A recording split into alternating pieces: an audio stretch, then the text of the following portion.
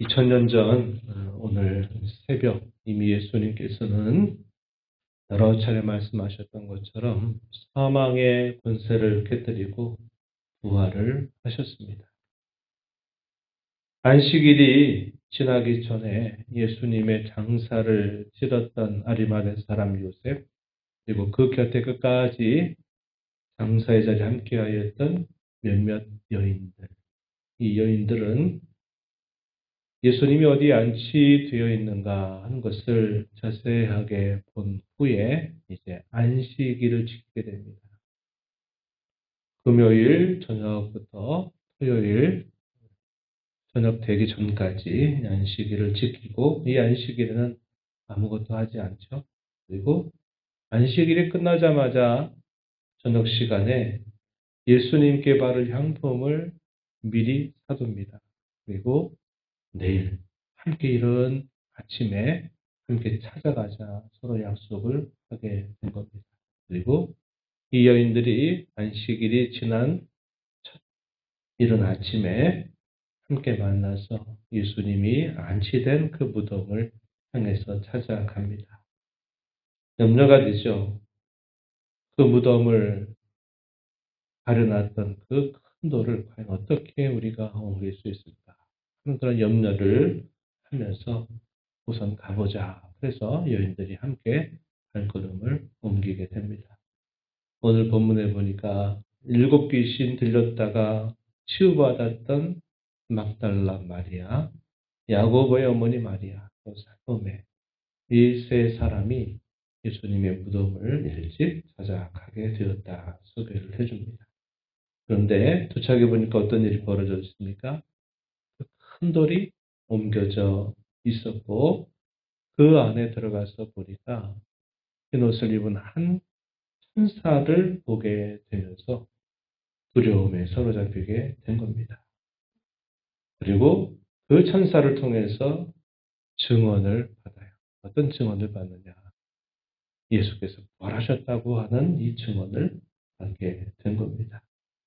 뭐라고 그 증언의 내용을 전달했느냐? 6절 말씀에 보니까 놀라지 말라. 너희가 십자가에 못 박히신 나사렛 예수를 찾는구나. 그가 살아나셨고 여기 계시지 아니하니라. 보라, 그를 두었던 곳이다. 이렇게 말합니다. 예수님이 살아나셨다라는 사실을 이 천사의 증언을 통해서 분명히 듣게 되죠. 그리고 그 천사를 통하여 당부의 말을 듣게 됩니다. 당부의 말이 뭐냐? 예수님께서 그들에게 하셨던 말씀의 내용이었어요. 내가 먼저 갈릴리로 가 있을 테니 갈릴리에서 다시 만나자. 그 말씀하셨던 십자가에 달리시기 전날 밤 제자들에게 말씀하셨던 그 내용처럼 갈릴리로 간다고 하셨으니 베드로와 남은 모든 제자들에게 가서 그렇게 말하라고, 갈릴리로 오라고 하셨던 주의 말씀을 당부하게 됩니다. 7절 말씀에 가서 그의 제자들과 베드로에게 이르기를 예수께서 너희보다 먼저 갈릴리로 가시나니 전에 너희에게 말씀하신 대로 너희가 거기서 배우리라. 이렇게 말을 전해라.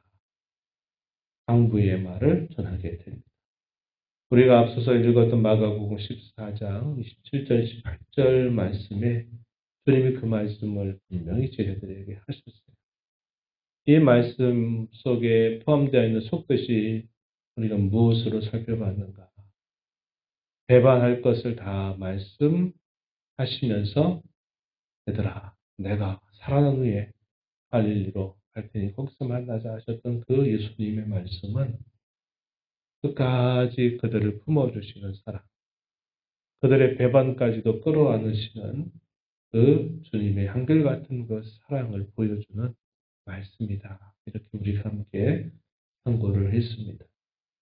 그 말씀을 이 천사를 통해서 제자들에게 이 사실을 알려라. 이런 당부를 받게 돼요. 그 상황이 너무나 무섭고 두려웠죠. 전혀 생각지 못했던 뜻밖의 일들이 그들 앞에 펼쳐지게 되니까 이 정신이 흥미할 정도로 그들이 두려움 가운데 있어 보니까 아무런 대답도 하지 못한 채 홀라벌떡 그곳에서 나오게 된 겁니다. 그 내용이 우리가 읽은 1절부터 8절 내용에 주의 부활에 관한 증언, 당부의 말씀이 기록이 되어 있고요. 우리가 읽었던 중간에 있는 말씀 있죠. 9절부터 14절의 내용에서는 이 예수님의 부활의 사실을 이 여인들로부터 알려줌에도 불구하고 제자들은 이러한 사실들을 믿지 못했다 하는 사실들을 거듭 강조하고 있습니다. 이 여인들 가운데 가장 먼저 예수님, 부활하신 주님 누구에게 나타나셨느냐 소개해 주기를 막달라 마리아에게 처음 이 여인들 가운데 나타나셨다. 이렇게 표현을 해주죠. 9절 말씀에. 그래서 이러한 사실들을 제자들에게 다 알려주는데 그들의 반응이 어떻게 표현이 되느냐. 11절 말씀에 그들은 예수께서 살아나셨다는 것과 마리아에게 보이셨다는 것을 듣고도 믿지 아니하니라. 예수님이 하셨던 그 말씀이 여러 차례 그들에게 있었고 심지어는 예수님이 부활하셨다고 하는 그 증언의 말을 이 막달라 마리아를 통해서 또 천사들이 당부했던 그 말을 천사가 당부했던 그 말을 전함에도 불구하고 믿지 않았다. 이렇게 표현을 해줍니다. 또 한편 엠마오로 가고 있었던 두 제자에 대한 기록 누가복음 24장에 보면 자세하게 기록이 되어 있는데 이 마가복음에서는 이거에 대한 간략한 내용을 소개해 줍니다. 시골로 돌아가는 두 사람에게 부활한 주님이 나타나시고 동행하시면서 이 부활의 사실을 깨우쳐 주되 성경에 예언된 그 모든 일들이 그 주님의 부활과 관계해서 기록되어 있는 것을 풀어줬을 때 그들이 그 눈이 열리게 되면서 그들 곁에 동행했던 그분이 부활하신 주님을 깨닫고서는 다시 예루살렘으로 돌아와서 제자들에게 찾아와 예수님을 만났다. 우리와 함께 동행하셨다 하는 사실들을 말씀을 전하게 됨에도 불구하고 제자들은 또 역시 어떤 반응을 보였습니까? 13절 보면 그 사람이 가서 남은 제자들에게 알리었으되 역시 믿지 아니하니라. 이 마가복음에서는 이 제자들의 불신앙적인 반응에 대해서 이것을 대단히 반복적으로 표현하고 있다 하는 겁니다. 증언을 들어도 믿지 않을 정도로 그들은 깊은 어둠 속에 사로잡혀 있었다 하는 사실들을 분명하게 보여줘요. 그리고 11명의 제자, 유다를 뺀 11명의 제자가 모여 있는 곳에 부활하신 주님이 이제는 직접 나타나셔서 그들에게 평안을 전하면서도 그들의 불신앙과 그들의 마음의 완악함을 책망하시는 말씀을 그들에게 건네주시죠. 14절에 그 11제자가 음식 먹을 때 예수께서 그들에게 나타나사 그들이 믿음 없는 것, 마음이 완악한 것을 꾸짖으셨다. 왜냐? 사는 것을 본 자들의 증언조차도 믿지 않았기 때문이라고 그 이유에 대해서 말씀해 주십니다. 사실상 이때 책망만 하신 게 아니라 이들에게 평안을 전하시죠. 너희에게 평안이 있을지어다.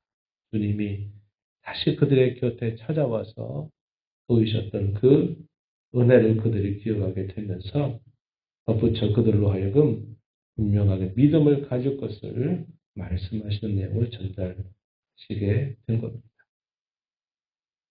이러한 이 일관된 기록들의 내용들은 주님이 그들 가운데 나타나시기 전까지는 이러한 사실을 믿지 않았다는 것을 계속 강조하고 있는 거예요.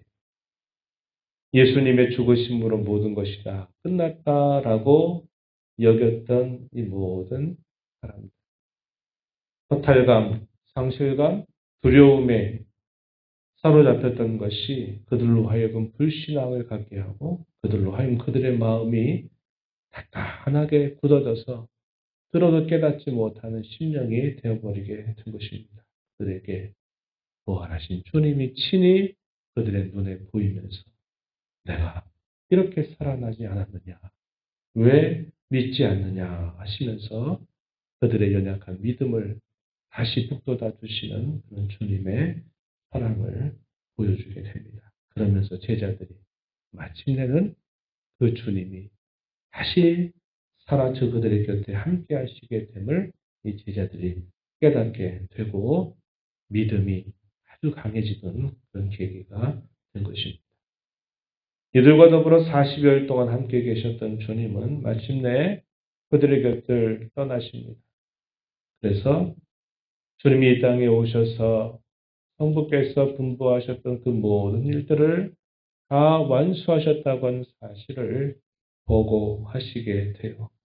그 직전에 곁에 있는 제자들과 사람들에게 위대한 부탁을 하시고 떠나가시게 되죠. 위대한 부탁이 뭡니까? 온 천하에 다니면서 만민에게 복음을 전파해 나의 죽음과 나의 부활을 그들에게 전파하도록 해라. 이렇게 말씀하면서 그 전파하는 복음에 분명한 권세가 따를 것을 약속하시죠. 그게 뭐냐면 믿고 세례를 받는 사람에게는 구원이 나타나고 믿지 않는 자들에게는 정죄가 그들에게 있게 될 것이다. 이렇게 말씀을 해줍니다. 이것이 우리가 지난번 주일 오후 때 배웠던 천국 열쇠의 한 가지다 이야기를 나눴어요. 천국 열쇠가 뭐냐? 그것은 복음의 선포를 통하여 그들에게 구원과 심판을 가르게 되는, 그래서 천국을 열기도 하고 닫기도 하는 그런 권세를 이런 복음 전파의 능력을 통해서 나타내시는 것이 하나다. 또 하나는 교회 가운데 시행되는 권징이 하나다. 이렇게 말씀을 드렸는데 여기서 우리가 그것을 확인하는 겁니다. 믿고 세례를 받는 사람에게 이 복음은 그들에게 구원의 능력을 이루게 하지만은 믿지 않는 자들에게는 정죄와 심판을 그들에게 이르게 할 것이다. 이렇게 예수님이 말씀하시고서 마침내 예수님은 하늘로 올라가시게 됩니다. 이 마가복음은 특별한 기록을 덧붙여줘요. 마지막 두 절입니다. 예수님이 하늘로 오르셔서 어디에 계시느냐라고 말할 때 하나님 우편에 앉으셨다 이렇게 19절에서 말하고 20절에서는 그 하나님 우편에 계시면서 주님이 무슨 일을 하시는가에 대하여 설명해 주는 말씀인데 20절에 보면 주께서 함께 역사하셔서 그 따르는 표적으로 말씀을 확실히 증언하신다. 이렇게 말합니다. 주께서 이 땅에 오셔서 승천하시기 전까지 모든 일은 지상사역이다. 이렇게 우리가 말하지만 예수님이 승천하시고 나서 가만히 계시는 것이 아니라 그분이 여전히 지금도 그분의 죽음과 부활을 전하는 모든 곳곳마다 하나님의 말씀을 통해서 구원의 역사를 계속적으로 펼쳐가시고 또 한편으로는 심판을 행하고 계시다 하는 사실들을 우리에게 가르쳐 주죠. 이것을 우리가 다르게 뭐라고 하냐면 우리 주님의 천상사역이다. 이렇게 말합니다. 지상에 찾아오셔서 자기 백성들의 모든 죄를 짊어지고 온전하게 죽으셨던 그 주님.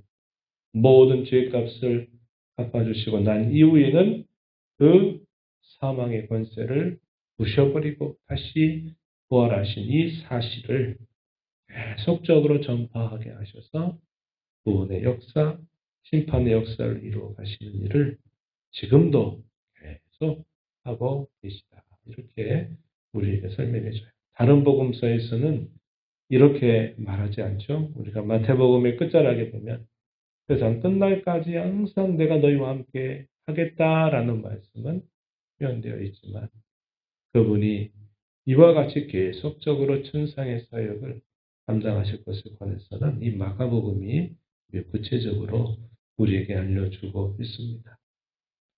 우리 오늘 이 부활의 말씀을 다시 읽으며 이 부활하신 주님의 은혜로 말미암아 모든 구원의 사역을 완성하신 주님.